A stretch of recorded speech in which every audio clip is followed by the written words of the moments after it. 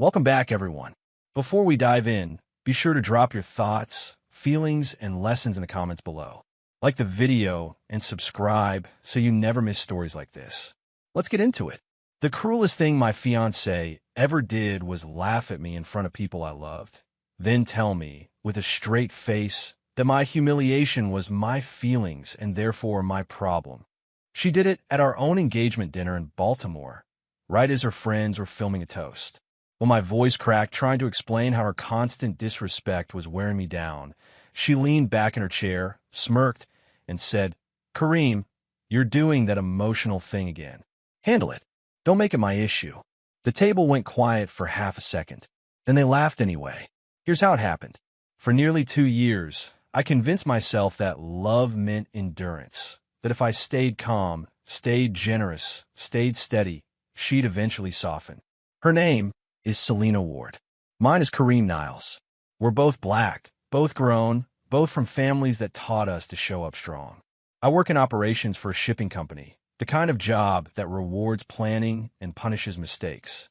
Selena calls herself an event planner, but what she really loves is the appearance of a thriving business. She loves rooms full of people, bright lights, and the feeling of being admired without being questioned. When we first met, Selena was magnetic in a quiet way. She didn't chase attention at the bar in Federal Hill. She sat with a glass of water, smiling like she knew something everyone else didn't. I noticed her because she looked calm. I'd just come off a year of overtime, headaches, and a small grief I never talked about. My father's death had left me carrying a heaviness I didn't know how to set down. When Selena asked me what I did for work, she listened like it mattered. When I asked about her dreams, her eyes lit up. That was the first hook. Her ambition felt like life. The early months were good in the way early months often are. Smooth, bright, full of potential. We did Saturday breakfasts in Harbor East, late walks around the inner harbor, small road trips down to D.C. just to eat at a place she found on social media. Selena liked taking pictures of everything.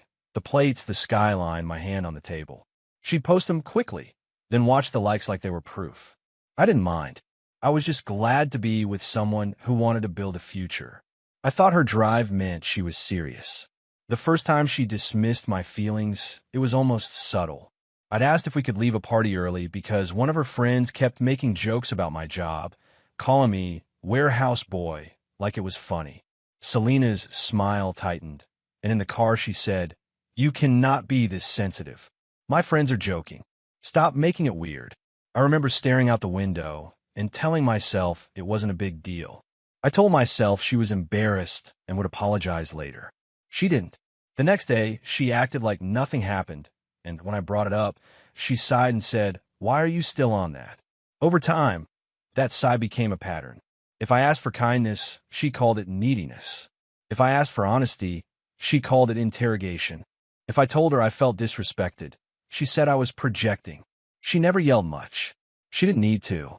She could cut you down with a calm tone, a controlled face, and a sentence that made you feel childish for wanting basic respect. And the worst part was how quickly she could flip the room. Around others, she was charming and warm, the woman who offered to help clean up, the woman who remembered birthdays. Then at home, the warmth evaporated like it had never existed. I started spending more time at work because it was easier than being in my own living room with someone who made me feel like an inconvenience. My job is structured. Metrics, schedules, clear responsibilities. With Selena, everything felt like shifting sand. She'd promise one thing and then pretend she never said it. She'd ask for my opinion on wedding details and then roll her eyes if I had one. "It's my day," she said once, laughing when I looked hurt. "I mean, it's ours, but you know what I mean." She didn't say it was a mistake. She said it like a correction I needed to accept. When I proposed, it was at a quiet spot in Patterson Park. Just us, no cameras, no crowd. I thought privacy would mean something to her, that it would signal commitment instead of performance. She said yes quickly, hugged me, then immediately asked, "Are we going to take pictures right now?" I told myself she was excited. That night, she posted a close-up of the ring and captioned it like a headline. I watched her refresh the screen again and again. In bed, she scrolled while I stared at the ceiling, already feeling like the ring had been given to an audience instead of a partner. Her mother, Brinley Ward, moved through our engagement like she was the one getting married. Brinley wasn't loud. She was precise, polite voice, sharp eyes, questions that sounded innocent until you realized what they were really about. The first time she came to our place after the proposal, she looked at our condo like she was appraising it. She asked what my credit score was. She asked if I planned to take care of Selena properly. When I said I believed in teamwork, Brinley smiled and replied, "Teamwork is nice until life gets serious." Selena watched the exchange like it entertained her. I tried to connect with Selena's circle because I wanted our lives to blend. Her friends, Kalia, Denise, and Monroe, were always around for planning sessions that felt like auditions. They would sit at our kitchen counter with coffee and laptops, talking in a way that made everything sound like a competition. They compared venues, dresses, honeymoons, and men like men were props. When Selena corrected me in front of them, they'd glance at each other and smirk. If I asked a question about costs, they acted like I was cheap. If I stayed quiet, they called me moody. I felt trapped no matter what I did. The stress built slowly, then all at once. Wedding planning exposed every crack in our relationship because it forced us to make decisions together. Selena didn't want decisions. She wanted compliance. She wanted me to nod, pay, and stay out of her spotlight. She made jokes about my little feelings more often, especially when I looked tired. One night after work, I asked if we could talk about how distant she'd become. She didn't look up from her phone. She said, "Kareem, I don't have the capacity for this. Go journal. Go pray. Go do something. But don't put your emotional labor on me." I started trying to fix myself because she made me believe I was the issue. I read relationship articles at lunch. I listened to podcasts on my commute. I even booked a few counseling sessions alone, not because she asked, but because I didn't want to lose the relationship. I showed up to those sessions with a list of ways I could be better, communicate more clearly, be less reactive, offer more affirmation. My counselor asked me a question that made my throat tighten. Does she ever repair after she hurts you? I paused. I tried to find an example. I couldn't. The silence in that room felt louder than any argument. The first time I truly saw contempt on her face was a Sunday morning in our condo. I had made breakfast, eggs, turkey bacon, grits, trying to create a soft moment. She walked in wearing a robe, looked at the plate, and said, "This looks heavy. You know I'm trying to be snatched for my wedding." Then she turned to me and added, "But it's fine. You can eat it. You're not the one in the dress." It wasn't playful. It was a reminder that my role was to applaud her, fund her, and accept the jokes as normal. Around that time, she started pushing her business harder. The event planning studio became her favorite talking point, even though most of her work was occasional gigs booked through friends of friends. She talked about expansion like it was already happening. She wanted a website, new equipment, a nicer car to match the brand. She said she needed a bigger line of credit to move like a real business. I asked if she had an accountant. She scoffed. "That's why I have you. You're good with numbers." I told her operations are not accounting. She rolled her eyes and said, "Still, you're stable." Stability is a compliment until someone uses it like a leash. Selena started framing my caution as betrayal. If I asked for details, she called me unsupportive. If I asked to see contracts, she accused me of trying to control her. She'd say things like, "Why can't you just believe in me?" As if believing meant signing papers blind. I offered to help her set up a budget, track income, and separate business finances for personal spending. She shut it down. "That's too strict," she said. "You always want to make rules. That's your problem."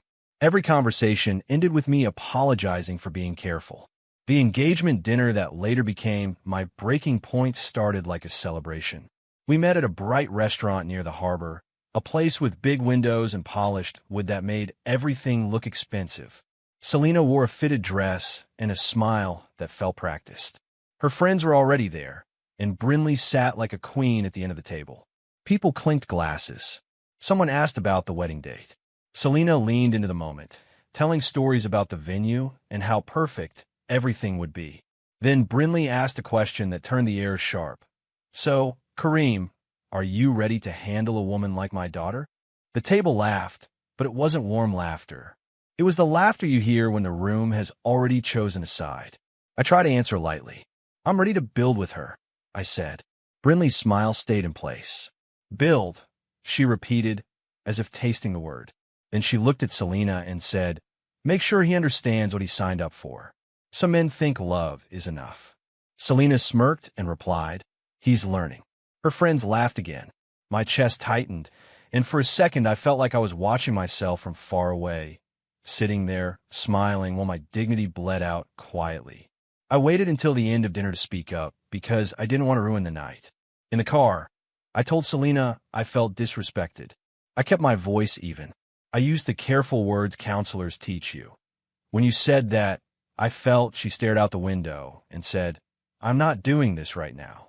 I tried again, softer. I need you to have my back. That's when she turned, looked me dead in the face, and said, Kareem, your feelings are your problem. Stop trying to make them mine. Then she added, with a casual cruelty, you're supposed to be a husband. Act like it. Something in me went quiet after that. Not angry, not loud, quiet. It felt like my body finally accepted what my mind had been denying. She didn't want a partnership. She wanted a stage. And she wanted me as a steady prop in the background. Useful, reliable, and replaceable. The next morning, she acted cheerful, humming while she made coffee, like she hadn't sliced me open the night before. While I didn't match her energy, she frowned and said, oh my God, are you still upset? Then she laughed, as if my pain was childish. This is why you're exhausted, she said. A week later, she proposed what she called a smart financial move. She wanted us to consolidate. My savings, her business plans, the wedding expenses, and the condo into one stronger picture for lenders. She talked fast, like speed could replace logic. If we show unity, banks take us more seriously, she said. She also mentioned a business line of credit that required a personal guarantor. When I paused, she tightened her mouth. Don't do that, she warned.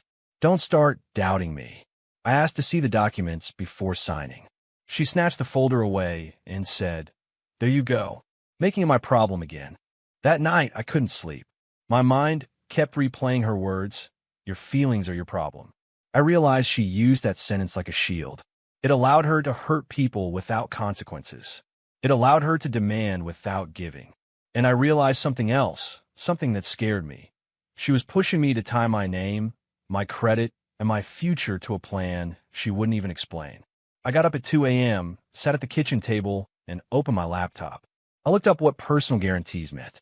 I read about business debt. I read about joint liability. I felt my stomach drop as the risk became clear. The next day at work, I couldn't focus. My supervisor, a steady woman named Patrice Vaughn, noticed I was off. Patrice didn't pry. She asked one question. Are you safe at home? The word safe hit me strangely because Selena wasn't physically harming me. But safety isn't just bruises. Safety is knowing your partner won't deliberately put you in a hole and call it love. I told Patrice I was stressed about finances and wedding planning. She nodded once and said, stress makes people show their real character. Believe what you see. Then she gave me the number of a financial advisor she trusted in Colombia. I made an appointment with the advisor, a man named Dorian Kitt. I told Selena I had a work meeting. It wasn't a lie. My work meeting was saving my life. Dorian listened while I explained the consolidation idea. He didn't judge. He asked for details. When I admitted Selena wouldn't share full records, he raised his eyebrows and said, that's already your answer. He explained what a personal guarantee could do, how it could follow me for years if her business collapsed. He also explained how quickly people can stack debt when they're chasing an image. If the business is real, he said, it can handle transparency. If it can't handle transparency, it's not a business. It's a wish. From Colombia, I drove to Towson and sat in a small law office with an attorney named Nairi Suddath. Nairi had calm eyes and a voice that sounded like boundaries. I told her I was engaged and worried about being pressured into signing. She asked, do you trust her? I hesitated. Nairi didn't fill the silence for me. Finally, I admitted the truth. I don't know anymore. She nodded like she'd heard that sentence 100 times. Then you don't sign, she said. Love doesn't require legal blindfolds. She asked if Selena had ever tried to submit paperwork on my behalf. I said I didn't think so. Nairi told me to verify. Verification is where everything cracked open. I requested my credit reports, quietly, without mentioning it to Selena. I looked for new inquiries, new accounts, anything unusual. At first, nothing jumped out. Then I saw a soft inquiry I didn't recognize tied to a lender Selena had mentioned. My chest tightened. It wasn't proof, but it was smoke. I called the lender, careful with my words, and asked what my name was attached to. They said they couldn't share details without authorization, but they confirmed I'd been listed as a potential guarantor on application. I had never signed anything. I thanked them, hung up, and sat in my car, feeling like the air had turned heavy. I went home that evening and watched Selena like I was seeing her for the first time. She was on the couch, scrolling, laughing at something on her phone. I asked if she'd submitted anything with my name on it. Her eyes flicked up. "What are you talking about?" I repeated the question. She put her phone down slowly, then smiled, a small, cold smile. "Why are you snooping?" she asked. I said I wasn't snooping. I was protecting myself. She sighed dramatically and said, "This is exactly what I mean. You and your paranoia. You always want a reason to be upset. Handle your feelings. Don't put them on me." That was the moment I decided I was done arguing. Arguing with someone like Selena was like trying to hold water in your hands. The tighter you gripped, the faster it slipped away, and somehow you were blamed for being wet. I went into the bedroom, closed the door, and texted Nairi. Then I opened a folder on my laptop and started collecting everything. Email confirmations, deposit receipts, screenshots of messages where Selena mentioned lenders, photos of documents she left on the counter. I didn't hack anything. I didn't steal. I gathered what was already in my life, proof of what was happening. Over the next week, Selena turned up the pressure. She wanted me to sign quickly, as if speed could trap me before I could think. She also started telling people I was acting strange. Her friend would text asking if I was okay, but it didn't feel like concern. It felt like surveillance. Brinley called me and said, "Selena says you're getting cold feet. I hope you're not trying to embarrass her." I told Brinley I was handling private matters privately. Brinley's voice sharpened. "Private matters become public when you waste a woman's time," she said. "Don't make us regret welcoming you." I hung up shaking, not from fear, but from the realization that they saw me as a resource, not a person. The humiliation escalated in small daily ways. Selena would correct me in front of strangers. At a bridal appointment, the consultant asked my opinion on a suit color, and Selena laughed and said, "He doesn't know fashion. Just smile." People chuckled politely. I stood there holding a garment bag, feeling invisible. In the car, I said I didn't like being spoken to like that. Selena glanced at me and said, "Oh my God, you're so fragile.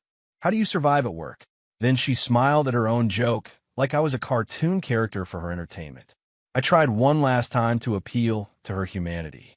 I chose a calm evening, cooked dinner, and turned off the TV. I told her I loved her, but I couldn't marry someone who dismissed me and pressured me financially. I asked for transparency, bank statements, business records, a clear plan. She listened with a bored face. When I finished, she leaned back and said, "Kareem, you're doing too much. You want a mommy, not a wife. If you can't handle being with a high-level woman, just say that." Her words landed like a slap. Then she added, almost kindly, "But don't try to make me smaller because you're insecure." 2 days later, she crossed a line that forced my hand. I came home from work and found a condo door chain latched from inside. I knocked. She took her time opening it, then stood there blocking the entrance. "Where have you been?" she asked. I said, "Work." She looked past me like she didn't believe me. Then she said, "I don't like the energy you're bringing in here." I asked what she meant. She replied, "You're tense." "It's annoying." Then she stepped aside just enough to let me squeeze past her. "If you're going to be in a mood, sleep on the couch," she said. "I need peace." She had just used my home like a punishment. That night on the couch, staring at the ceiling, I realized the phrase, "I need peace," wasn't about peace. It was about control. Selena wanted an environment where she never had to face consequences or discomfort. She wanted a partner who absorbed everything and asked for nothing. She wanted someone whose pain stayed silent. I didn't sleep much. I got up before sunrise and drove to a quiet parking lot to make calls. I called Nairi. I called Dorian. I called the lender again. This time, I asked what steps I could take to protect my identity and formally state I had not authorized any guarantee. Nairi helped me draft a simple, clear notice. I would not sign as a guarantor, and any application listing me without my signature was unauthorized. Dorian helped me separate my finances immediately, move paychecks to a new account, secure my savings, freeze my credit, and document everything. It felt strange to do this against someone I was supposed to marry, but it also felt like inhaling after holding my breath for months. I didn't want revenge. I wanted safety. I wanted to stop bleeding.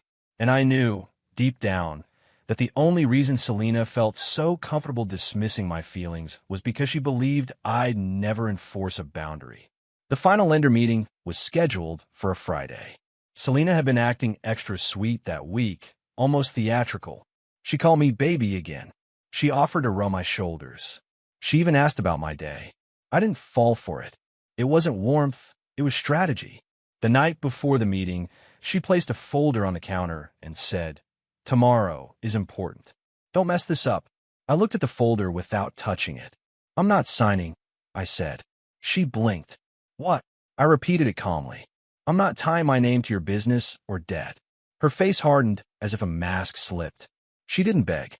She didn't ask why. She didn't try to understand. She attacked. "So you don't believe in me," she said. I told her my belief wasn't a signature. She laughed sharply. "You are a burden," she said, each word slow and deliberate. "You make everything heavy. I should have known you'd do this. You're not built for a woman like me." Then she picked up her phone and started typing fast. I didn't need to ask who she was texting. I could picture the group chat already. I could imagine them calling me weak, insecure, controlling. I walked into the bedroom and started packing a bag because I knew what was coming next. Sure enough, she followed me, leaning in the doorway like a judge. "Where do you think you're going?" she asked. I said I was leaving for the night to cool off. She scoffed. "Running away like always," she said. "Good. Go. You'll come back when you realize you can't do better." I zipped my bag and walked past her. She didn't try to stop me. She wanted me to leave so she could tell the story her way. At the door, she called after me, "And don't think you're ruining my wedding. If you can't do your part, I'll replace you." Her voice was flat, confident, without a trace of regret. I stayed at a hotel in Columbia, not far from Dorian's office. The room smelled like detergent and silence. I sat on the edge of the bed and felt grief crash over me in waves. Not just grief for the relationship, but grief for myself, for how long I'd accepted humiliation as normal. I thought about the dinner table laughter. I thought about her smirk. I thought about the couch. I thought about the folder on the counter like a trap. I cried quietly, the kind of cry that isn't dramatic, just exhausted. Then I wiped my face, opened my laptop, and followed Nairi's instructions. I sent the notice to the lender. I sent cancellation emails for any wedding contracts under my name. The next morning, Selena called once. I answered because I wanted a clean record. Her voice was cold. "So you're really doing this?" she asked. I said, "Yes." She laughed softly. "Good," she said, "because I'm done carrying your emotions." I almost corrected her, told her she had never carried anything but herself, but I stopped. Correction would be wasted breath. I told her I would be arranging to move my belongings and that all communication should go through Nairi moving forward. Selena paused, then said, "You think you're important." The call ended. No apology, no softness, no repair, just contempt, clean and final. By afternoon, the lender called me. Their tone was professional, but there was an edge of caution. They had reviewed the application listing me as guarantor and flagged inconsistencies. They asked if I had signed anything. I said I had not. They asked if I had given verbal consent. I said I had not. They asked if I would be willing to submit a written statement. I said yes. I sent it within the hour. It was simple. I did not authorize the use of my name. Then they said something that made my stomach drop and my heart lift at the same time. "Mr. Niles, because of this, we need to review the entire file and any related submissions." That review was the beginning of karma. Karma didn't arrive as a dramatic scene. It arrived as a procedure. It arrived as compliance. It arrived as people were doing their jobs. Because when a lender flags potential identity misuse, it doesn't stay in one email. It triggers internal checks, and internal checks pull threads. Those threads lead to records. Those records lead to questions. And questions are dangerous for people who build their lives on smoke. Selena thought she was simply moving fast.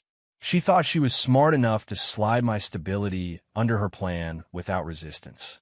She didn't consider that institutions don't care about her charm. They care about signatures, dates, and documentation. Back at the condo, she responded exactly how I expected, by making the move out painful. When I arrived with my cousin Lionel to pick up my things, she didn't open the door right away. She made us wait in the hallway like strangers. When she finally opened it, Brinley was inside, seated on my couch like she owned it. Selena folded her arms and said, "Make it quick." Lionel stayed calm, but I could feel his anger through his stillness. I walked into my own home and felt like I was trespassing. Selena followed me room to room, watching as if I might steal something. "Don't touch that," she said once, pointing a lamp I bought. "That's for the aesthetic." The humiliation wasn't just personal, it was strategic. She wanted me to feel small, so I'd second-guess my boundary. She wanted me to back down and come begging, ready to sign anything to earn peace again. Brinley watched me pack and said, "I told Selena you weren't strong enough. Men like you want sympathy, not responsibility." I looked at Brinley and realized she truly believed that cruelty was wisdom. Selena didn't defend me. She nodded like she was learning from a teacher. When I carried my clothes out, Selena said, "Don't forget your little journals," loud enough for a neighbor to hear. Then she laughed. Lionel's hands tightened into fists, but I shook my head. Silence was my power now. I moved into a small rental in Baltimore County. Nothing fancy, just clean and quiet. The first week, the quiet felt strange. Without Selena's contempt, I kept waiting for a new insult to drop from the ceiling. My nervous system didn't trust peace. I went to work, came home, ate simple meals, and tried to sleep. But Selena wasn't done. She sent messages through mutual friends, never directly. People would call and say, "Selena said you're spiraling," or "Selena said you were jealous." She controlled the narrative like she controlled rooms. I didn't defend myself. I let the facts do their slow work. Truth doesn't sprint, it waits. 2 weeks later, the lender review became a wall. Selena's business credit wasn't just denied. It was suspended pending verification. She tried a different bank. She tried a credit union. She tried applying with a smaller amount. Each attempt ran into the same barrier. Questions. Requests for documentation. Proof of income. Tax filings. Business registration consistency. And because her studio had always been part reality and part performance, she couldn't provide clean answers. I learned this not because she told me.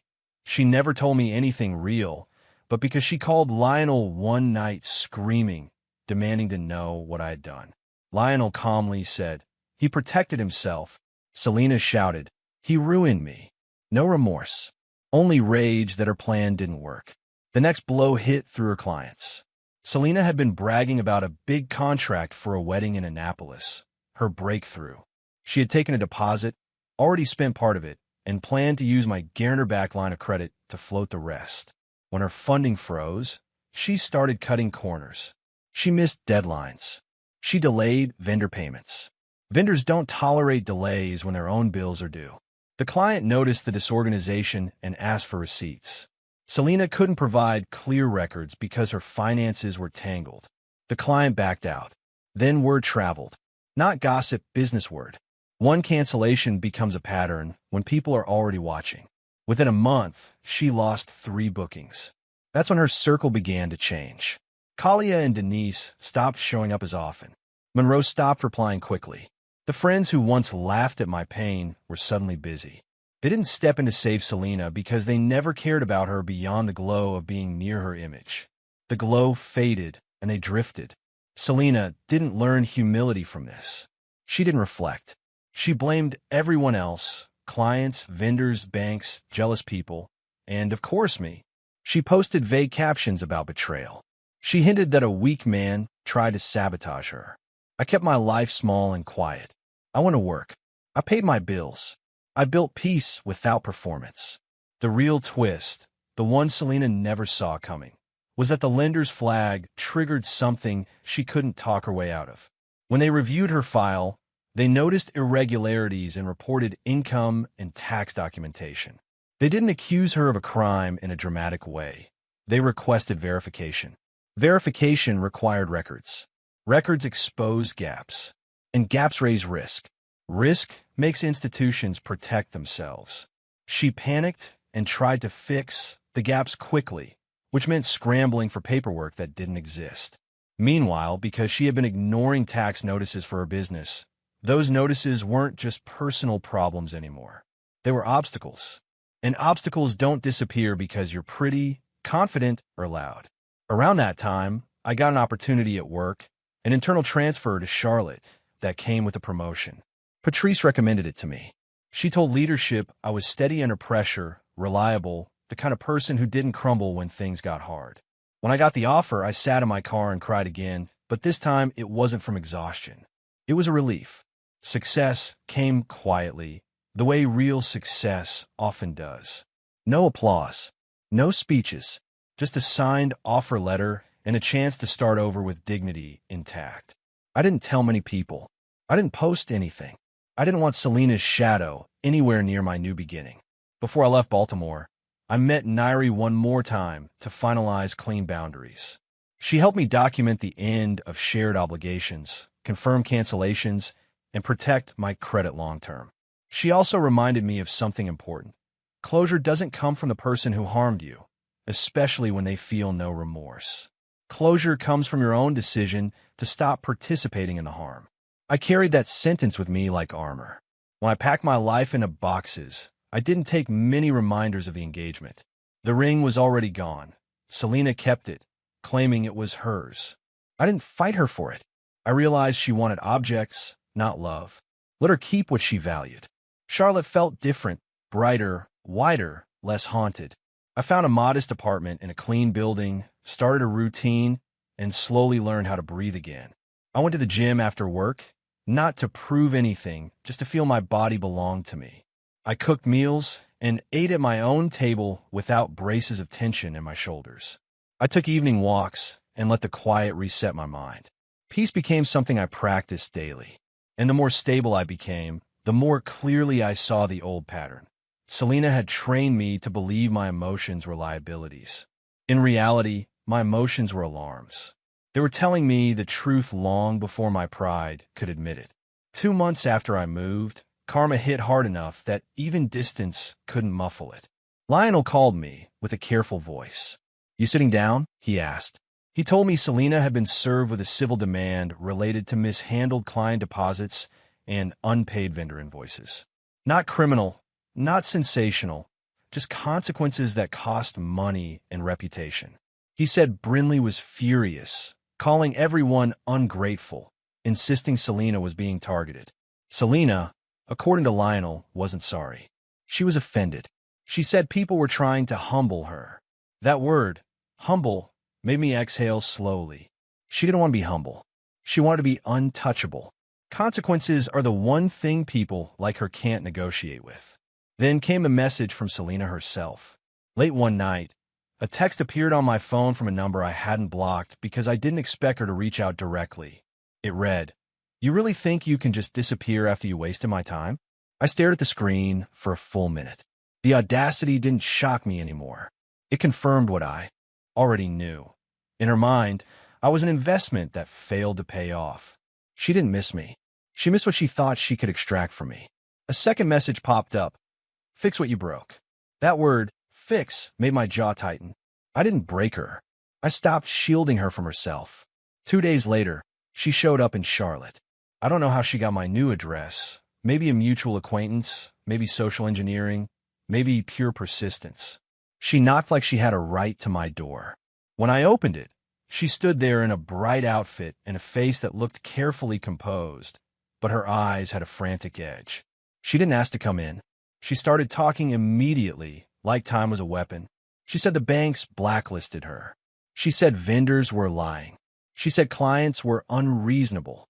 Then she said, with absolute certainty, "You need to call and tell them you support me. You started this. You can end it." She still hadn't apologized. Not once. I felt a familiar ache in my chest, the old habit of trying to explain myself to someone committed to misunderstanding me. But I didn't step into that trap. I kept my voice calm. I told her I wouldn't be involved. She laughed sharply. "So you're really just going to watch me struggle?" she asked, as if my role in life was to rescue her. I said, "You told me my feelings were my problem. I handled them. I made peace." She rolled her eyes. "There you go with the therapy talk," she snapped. Then she tried to stab deeper. "You were never going to be enough for me anyway." Her words were meant to control. They didn't. They were just noise now. She stepped closer, lowering her voice like she was offering a deal. "If you help me right now, we can talk," she said. "We can still make this work. People will respect you again if you stand beside me." That's when I understood the final layer of her cruelty. She truly believed love was a transaction. Respect was a costume you could buy. I looked at her and said the sentence I had rehearsed in my mind for months, the one that had become my spine. "Selena, I made my peace. And once I made my peace, I stopped making it my job to carry your consequences." Her face tightened like she had been slapped. She wasn't hurt. She was furious that I didn't fold. She tried one last tactic, shame. "You're cold," she said. "You're petty. You're bitter." I nodded once, not because she was right, but because I didn't need to defend myself. Then I said, "You don't get to rewrite the past because the future isn't working out." She scoffed and said, "Whatever. You were always weak." She turned and walked away, heels clicking hard on the concrete, like she wanted the sound to punish me. I watched her go without chasing, without pleading, without explaining. When she reached her car, she looked back once, waiting for a reaction. I gave her none. I closed my door quietly, like ending a chapter. Karma finished the job over the next few months, not with drama, but with precision. Her studio didn't collapse overnight. It cracked until it couldn't stand. She lost access to the image she depended on: credit, vendor trust, consistent bookings. She had to move back in with Brinley for a while, and Brinley's support came with constant criticism.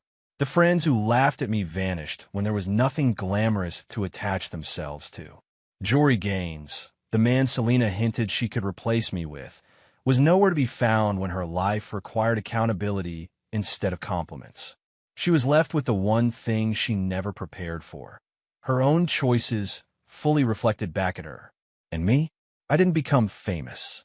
I didn't give speeches. I didn't expose her online. I built my life like a quiet structure, steady, private, strong. I grew at work. I saved money. I made friends who didn't find pain entertaining. I visited my mother more. I slept through nights without waking up tense. Sometimes I still felt the sting of what I endured.